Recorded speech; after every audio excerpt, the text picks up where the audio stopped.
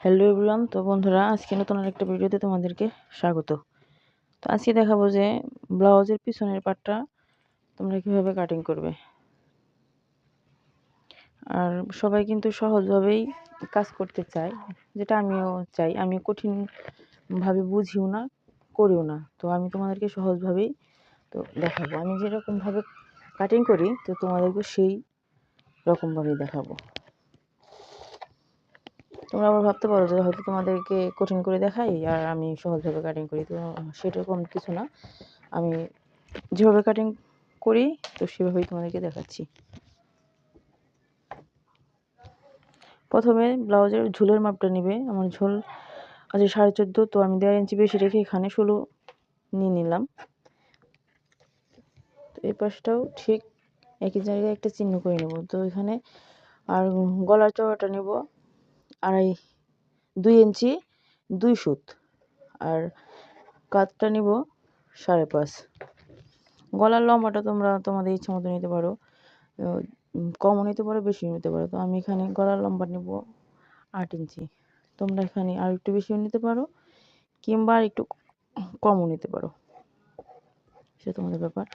তো এখানে 1/2 ইঞ্চি ডাউন হবে। আমি সেই ডাউনের মাপটা আগে দিয়ে নিচ্ছি। কাঁধের দিকটা কিন্তু 1/2 ইঞ্চি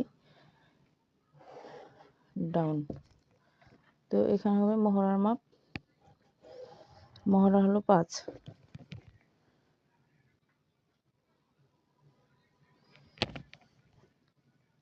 আর বডির যে মাপ তার চেয়ে মানে বডির মাপের 4/1 নিয়ে নেবে, আর সাথে 1 ইঞ্চি এক্সট্রা নেবে। তো আমি এখানে নিচ্ছি 9.5, আর এখানে 1 ইঞ্চি এক্সট্রা। কোমরের মাপটাও ঠিক তাই, 4/1 আর 1 ইঞ্চি এক্সট্রা টিকেনের জন্য, আর তারপর আর 1 ইঞ্চি এক্সট্রা। আমার কোমর আছে 30, সাথে 1 ইঞ্চি টিকেনের জন্য আর 1 ইঞ্চি সেলাইয়ের জন্য।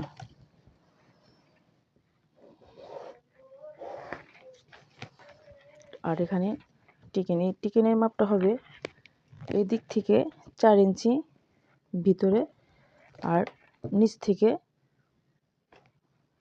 5.5 ইঞ্চি উপরের দিকে। এটা হলো টিকেন।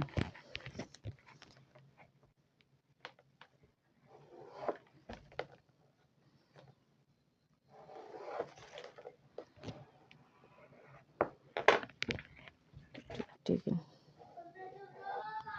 আমার পিছনের পার্টটা কাটিং হয়ে গেল। তো এখানে 1.5 ইঞ্চি 2টা দাগ দিয়েছি। তো একটা হলো সামনের পার্টের জন্য, এখানে 1 ইঞ্চি রেখে যে দাগটা দিলাম সেটা হলো সামনের পার্ট, আর 1.5 ইঞ্চি রেখে যেটা দাগটা দিলাম সেটা হলো পিছনের পার্ট। তো এইভাবে তোমরাও কাটিং করবে, তো দেখবে খুব সহজ। তো ভিডিওটি ভালো লাগলে অবশ্যই আমার চ্যানেলটি সাবস্ক্রাইব করে আমার পাশে থেকো। আজকের মধ্যে এখানে থ্যাংক ইউ সবাইকে, ভালো থেকো সবাই।